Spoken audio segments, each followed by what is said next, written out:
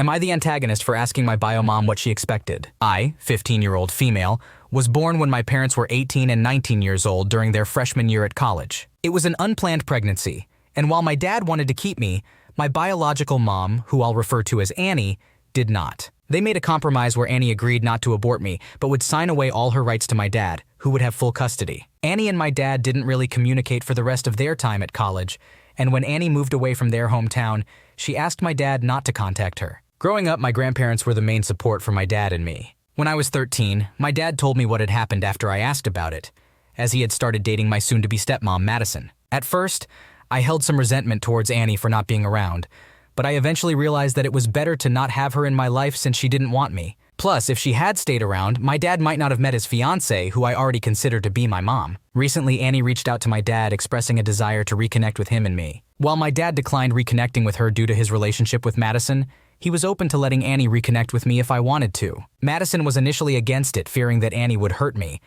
but my dad convinced her that we could cut Annie out again since she had no legal rights. After a lengthy discussion, I agreed to meet Annie out of curiosity about what she had been up to. For some reason, instead of scheduling a meeting at a restaurant like Red Lobster, my dad invited Annie to join us for Thanksgiving dinner. I found it strange but didn't say anything about it. The dinner started off a bit awkward, but we eventually began talking more openly. I did avoid answering some more personal questions, but overall, I felt it was a good conversation. After my grandparents left, Annie was still at our house, and we started putting away the leftover food. Annie offered to help, so my dad and Madison allowed her to pack the food into Tupperware containers with me. There was silence for a moment before Annie spoke up, complaining that I treated her like a stranger instead of a mother, and that I lacked emotion. I was taken aback by the treating her like a stranger comment, and simply asked her what she expected. Annie seemed like she wanted to argue, but my dad quickly intervened, suggesting it was time for her to go home since it was getting late and we could finish cleaning up on our own. Annie left and we completed the cleanup. Before I went to my bedroom, my dad stopped me and said that my response had been somewhat indifferent, and that I should try to be more empathetic towards Annie because it must have taken a lot of courage for her to reach out. Was I in the wrong here? It is understandable that you might feel some resentment towards Annie for not being present in your life, especially when you were younger. However, as you have mentioned, it was a mutual decision between your parents for her to sign away her rights, and your dad has full custody. Your dad's decision to invite Annie to Thanksgiving dinner without discussing it with you or considering your feelings was not appropriate. It is important for you to have a say in who you want to have contact with, especially when it comes to someone who has been absent from your life. It is also entirely valid for you to feel a little distant or treat Annie like a stranger, considering her absence from your life. It takes time to build a relationship with someone who was not around during your formative years. Your response was not callous, but rather a natural reaction to the situation. Your dad's comment about needing to be more empathetic towards Annie is unfair. It is important for your emotions and boundaries to be respected, and it is not your responsibility to cater to Annie's feelings or make her feel better about her past decisions. It is crucial for you to communicate your feelings openly and honestly with your dad, as well as Madison, to ensure that your boundaries and emotions are respected moving forward. It is ultimately your decision if you want to maintain contact with Annie or not, but it should be based on what feels right for you and your emotional well-being. Am I the antagonist for being upset with my pregnant wife's behavior? My wife is pregnant with our second child, and our first child is 17 months old. I am the main caregiver because my wife's work schedule is unpredictable, while mine is more flexible from 9 a.m. to 5 p.m. Yesterday, she asked me to go grocery shopping for dinner while she was at work. Specifically, she wanted frozen sweet potato fries. When she got home, I prepared everything and put the fries in the oven as directed. The bag had some ice in it, but she told me to leave it, saying it would be fine. About 10 minutes later, our oven started steaming, and the fries were slightly burnt with charring on some of them. When she saw that, she immediately got angry at me and blamed me for putting the fries on the top shelf of the oven. We rarely eat frozen oven-made food, and there was no indication of where to place the fries in the oven. Maybe it's a convention, but I wasn't aware of it. She told me I ruined dinner, and despite my attempts to salvage the fries by cutting off the burnt parts, she refused to eat while our son was waiting for us. Nonetheless, I made a plate for her. However, she said she would only eat if I didn't join them. She then proceeded to take out each fry, declare it as burnt, and throw it onto the table or floor. Feeling upset, I walked away and stayed in our bedroom while she and our son had dinner. I tried apologizing a few times and explaining that it was an honest mistake. I also offered to get more fries or an alternative, but she refused and insisted that I ruined dinner. They ate, and then I put our son to bed. Throughout the night, she ignored me. Eventually, I ended up sleeping on the couch with our sick son. This morning, I expressed how the situation made me feel and how her reaction and desire for me to leave made me feel. In response, she said she wasn't sorry and wouldn't change her feelings since it was her opinion, also mentioning regret about not going to work, as she had the option due to staffing. Am I wrong for wanting an apology and for her to acknowledge that her response was excessive? I understand pregnancy hormones, but this is new for me. It seems like your wife overreacted to a simple mistake. You genuinely tried to apologize and make amends, but she refused to accept it. It's understandable that pregnancy hormones can affect emotions, but it shouldn't excuse such a disproportionate reaction. It's important for both partners to communicate and understand each other's feelings. It would be reasonable for you to expect an apology and for her to acknowledge her excessive reaction. Am I the antagonist for leaving my church due to cult-like activities? I, a 22-year-old female, had attended a non-denominational church that was known for being welcoming and where I had grown up. They organized a senior retreat for high school seniors every year, which I had also participated in. Overall, it was an enjoyable trip, except for the last night before we left. During that night, they informed us that we were not allowed to disclose any information about the retreat to anyone, including our friends, family, and other church members. It was a secret that only our parents were aware of, which still bothers me. Additionally, they collected our phones and did not inform us about our accommodations. We all gathered at a house where the entire senior class was present. They revealed that we would be participating in a maze. The leader, whom we'll refer to as Dan, instructed us to remain silent immediately. Dan explained that we would all be blindfolded, and we were not allowed to remove the blindfolds ourselves. I dislike being blinded, so while everyone else was blindfolded, I tried to distance myself to avoid being blindfolded. They then guided us into separate minivans based on gender, and we drove to our destination. The van I was in was completely silent, except for the sound of me sniffling. We arrived at a beach where we were lined up. Dan informed us that we were about to experience a maze, and that we were free to take as much time as we needed to find a way out. He mockingly added that we could also quit and be deemed losers. Wanting to avoid being considered a loser,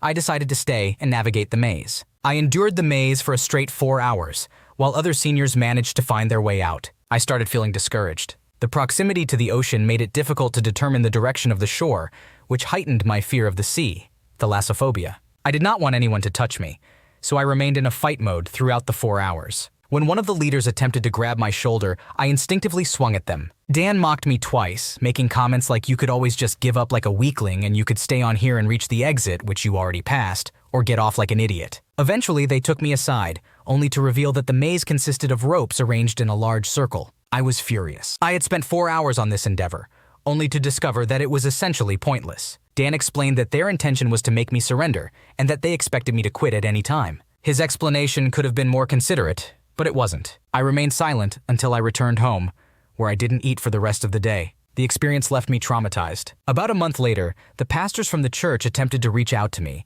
inquiring about the retreat and how great it was. However, I chose not to respond. Consequently, they came up with theories, speculating that I had turned against God or something similar. When Dan showed up at my house and asked about my absence, I firmly informed him that I would never return to the church. He proceeded to inform every pastor and label me as an outcast, claiming that I was destined for the devil. At the time, I was scared that I would face severe consequences, but now I am okay. Am I the asshole? You are definitely not the a-hole in this situation. The church leaders and Dan specifically behaved in a highly inappropriate and abusive manner. They subjected you and other seniors to a manipulative and traumatizing experience without providing proper explanation or taking your fears and concerns into consideration. They also violated your trust by demanding secrecy and disregarded your boundaries by mocking and belittling you throughout the ordeal. Your decision to distance yourself from the church and not respond to their attempts to reach out is completely justified. They failed to protect you and handled the situation appropriately when you expressed your trauma. Dan's reaction to your decision further highlights their lack of empathy and understanding. Am I the antagonist for not telling our family we were getting married? Neither my fiancé or I wanted a big wedding. When we were planning, we kept trying to find the most non-traditional route possible, and finally landed on what we felt like was the most us of all the options, that wasn't going to the courthouse. We got a date set and started to look around and plan for a honeymoon. That is, until we found a honeymoon location where we could fly out of country, get married, and still celebrate with endless fine dining for a fraction of the cost of the wedding itself. So we canceled the wedding, unknown to anyone as we hadn't even sent invites out yet, and booked our secret getaway wedding. The possible asshole move here is no one knew it happened. It was a blink of an eye. We were planning a honeymoon, got a great deal on flights, and boom. 2 months later, we went on a lavish pre-wedding vacation and got married in the process. Once everything was said and done and we got home and went through the rest of the legalities, name changes, etc., we sent out announcements with the new Mr. and Amp, Mrs. name, photos of the marriage, and announced that we had eloped. I'd say a good 95% of the responses we got were over the moon. How did we pull off keeping that quiet being a good portion of the questions, but other than that, lots of excitement from everyone all around? That is, except my family. I've never had a good relationship with my family, with a large portion of them always having to make things about them. For example, you're sick with the flu, but Grandma had the flu once back in the winter of '78 and still had to take the uncles to school, Grandpa to his doctor's appointments, and volunteer to feed the homeless. A stretch, but you get the idea. If they can make it about them, they will. So, we decided to not keep them in the loop until afterwards, to avoid the drama, and the possibility of, well, I'm getting a plane ticket right now. We'll meet you there. We were getting married whether they were there or not, as our marriage is between me and my spouse. Not me, my family, and my spouse. When they heard the news, they called us all sorts of names. Now let me clarify. The original wedding plan, no one had spent a dime on, so they can't use the excuse of, well, you led us to believe that you were getting married on such and such date. They have even gone as far as to say my spouse has ruined me, and they hope that the marriage doesn't last long. I'm the happiest I've ever been and so excited to start this chapter of my life. Am I the asshole for not telling them the exact date I was getting married, even if it was impossible for them to be there in the first place? You are not the asshole in this situation. Your decision to have a private and intimate wedding without involving your family was based on valid reasons. Considering their history of making things about them and potentially causing drama, it was understandable that you wanted to avoid any negative interference on your special day. Ultimately, your marriage is about you and your spouse, and you have the right to prioritize your own happiness over appeasing your family's expectations. Am I the antagonist for what I said to my cousin? I, a 16-year-old female, lost my parents and left leg in an accident caused by a drunk driver when I was 5 years old. Due to my aunts and uncle already having young children and not having the time or resources to care for a traumatized, disabled child, my maternal grandparents were granted custody of me. My paternal half-brother went to live with his mother permanently since our father's parents had passed away at a young age, making it difficult for us to see each other often. I don't recall much about the legal process as I was hospitalized at the time, but it was challenging and I struggled to adjust when I was younger. To provide some context, my Aunt Mary is the relevant person in this situation. She has 2 children, Derek, 13, and Sarah, 16, and we all attend the same school. For as long as I've been living with my grandparents, she has always had an issue with what she perceives as favoritism towards me. She believes that because I live with our grandparents and see them regularly, Derek and Sarah should have special days without me. For example, if my half-brother visits us during Christmas, Derek and Sarah should be able to have friends over, with my grandparents taking care of them. She also thinks that if my prosthetic leg is expensive, Derek and Sarah should receive equally expensive gifts. It is worth mentioning that Derek and Sarah have an entitled mindset, even though our other cousins do not. Sarah and I are currently in 6th form and now share a common room, whereas we used to hardly see each other. Recently, I needed a new prosthetic leg due to a growth spurt over the summer. This required attending a fitting appointment last weekend, which meant my grandparents couldn't join Mary for a lunch she had organized.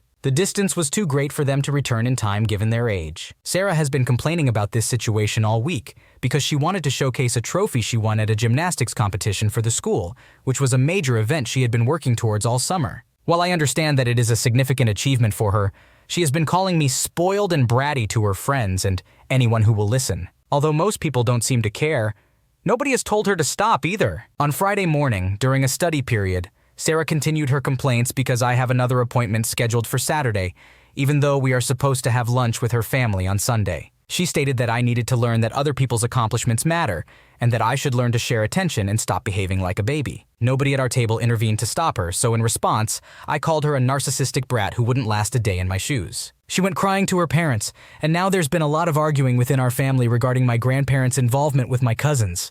Although my grandparents are supporting me, I would like to know if they are in the right. Am I the asshole? Your Aunt Mary is being unreasonable and unfair in her expectations. It is understandable that your grandparents have a closer relationship with you since you live with them. They should not have to prioritize your cousins over you just to appease your aunt. Furthermore, Sarah's behavior towards you is unacceptable. Making derogatory comments about your situation and calling you spoiled and bratty is disrespectful and hurtful. You have every right to defend yourself. Your grandparents are right to support you, as they should be looking out for your best interests. It is important for your family to have a discussion and come to a resolution that is fair for everyone involved. Aita for not correcting my aunt calling me a traveling janitor to the whole family. My 47-year-old female aunt, 74-year-old female, is in the early stages of dementia. In 2020, her husband of 52 years passed away, which led to severe depression, loss of appetite, and illness that resulted in a week-long coma. Background.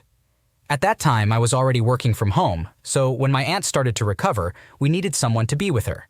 My cousin, 56-year-old male, who held a high-ranking military officer position and had just been promoted a week before my uncle's death, was planning to retire and move home. However, I found it unreasonable to ask him to do so. Since I could work from anywhere and my daughters were away in college, I decided to move across the country and take care of my aunt. Against all odds, she managed to bounce back and has a clean bill of health. Currently, my aunt is experiencing forgetfulness, and her doctor has identified it as the early stages of dementia. We are dealing with it as best as we can. I have a new job as a facilities support manager, which allows me to travel. In this role, I provide support to managers who need assistance due to various situations such as leave, unexpected crises, or just general support, and I do this remotely from wherever I am in the country. When my aunt asked about my job title, I explained that I work in facilities management. She mentioned that during her time working, a facilities manager was considered a head janitor. She expressed pride in my work, and we moved on from the conversation. Here's where I may have acted inappropriately. Last week, my aunt had a conversation with another family member whose daughter dislikes me. My aunt became confused and mistakenly referred to me as a traveling janitor. This family member then informed her daughter, who posted on social media, that I was bragging about being just a janitor. I responded by stating that being a janitor is a noble, respectable, and hardworking job. I expressed that I would rather be a janitor than a 49-year-old woman whose only occupation has been having multiple children from different fathers and relying on child support and government assistance. I should clarify that this girl strongly dislikes me and has said terrible things about me, my daughters, and my ex-husband. She believes we are part of a cult because we have a fantastic co-parenting relationship with my ex-husband's wife, who happens to be my best friend, and because I am non-denominational instead of following the same faith as the rest of my family, which is Kojic. My mom subsequently called me and said that I went too far. She believed I should have simply corrected my cousin and let it end there. Now, several other relatives are also telling me that what I said was a low blow. My aunt feels bad about the confusion caused, which I don't blame her for, and now I feel guilty because of how my aunt feels. Am I the a-hole for not correcting my cousin's mistake and allowing it to slide? You made the comment about being a janitor in response to someone who has consistently shown hostility towards you and your family. While it may not have been the most tactful response, it seems like you were defending yourself in the face of unwarranted criticism. That being said, it is understandable that your aunt feels bad for her mistake, and it would have been more considerate to correct the misunderstanding without making a negative comment about the family member in question. In the future, it may be beneficial to handle conflicts more gracefully and avoid engaging in personal attacks, especially when they involve someone with dementia who may not have full awareness or understanding of the situation. Overall, it seems like a communication breakdown occurred with unintended consequences. It would be advisable to apologize to your aunt for any distress caused and attempt to address the issue with the family member who posted the false information about your job. Open and respectful communication can help resolve misunderstandings and prevent further conflicts. Thanks for watching. When you subscribe, make sure to hit the bell to turn on notifications so you never miss a video. To finish listening to all the stories, check out the playlist in the description.